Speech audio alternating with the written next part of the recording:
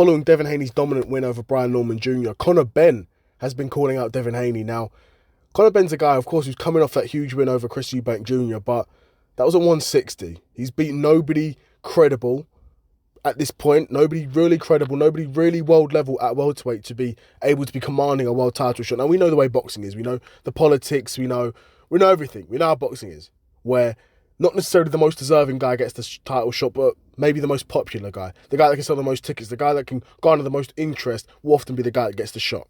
And that's fine. That's the way boxing is. But come on. It gets to a point like Conor Benn should not be fighting his next fight for a world title. Okay, he beat a shot to bits Chris Eubank Jr.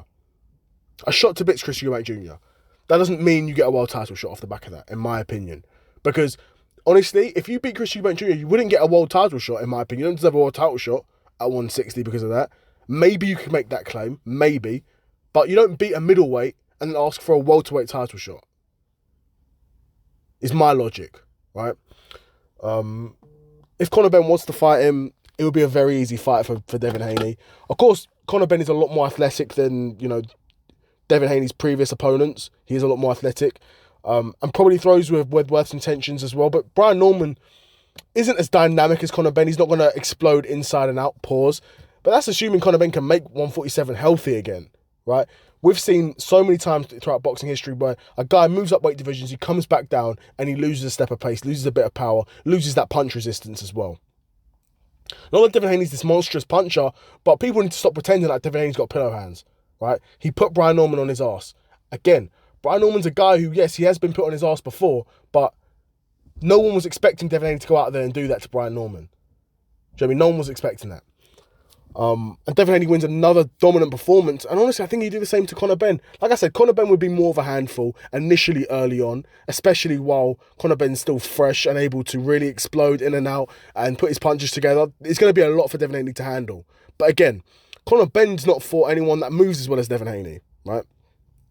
Devin Haney did a great job against Brian Norman of backing up, using the ropes, catching shots, hitting and punching, done a good job in the clinch as well. I think Conor Benn would be more aggressive in the clinch, but Devin Haney wasn't getting bullied in the clinch by Brian Norman Jr. Let's have it right. If this fight was to get made, I'd very heavily favour Devin Haney, even though I can't trust the odds to be completely accurate. They might even have that as a 50-50 fight. They might see Devin Haney as a bit chinny, but I think when you look at resumes and you look at styles, Devin Haney's far too good for Conor Benn. But let's see what gets announced. Of course, Conor Benn was at that fight. He was, trying to make a name for him, trying to get himself in and around there, trying to cause some, make some waves. But we'll see. Bill Haney didn't seem to be having it. Bill Haney seemed to want it to be, wait till you get a belt at 160 first, bro. Like, don't come and chat to us yet. You're not even a world champion. You never even had a belt. And that's facts. Conor Benn's not really had any meaningful belts. He's probably had intercontinental championships or international championships, whatever. Right? But I don't think he's ever even won a British title. Again, there's some gaps in Conor Benn's resume and in his style as well. He impressed against Chris Eubank Jr. because ultimately he was able to really use that jab effectively. Again, Devin Haney is a far more dynamic opponent and far less stationary than Chris Eubank Jr. Devin Haney's going to be a lot harder to hit, a lot harder to unload on. And naturally, I think Devin Haney's going to be a bit harder to, sort of explode inside and out of. Pause.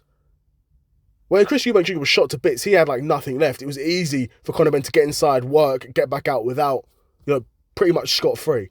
I don't expect that to be the case against Devin Haney. But yeah, let me know what you guys think of that fight if it gets made. Who do you think wins? Do you think Devin Haney will be able to dominate Conor Benn, or do you think Conor Benn could potentially catch Devin Haney with a big shot? Let me know in the comments below. Another episode of the Seth Solo Side Quest in the bag, and I'm out. Peace.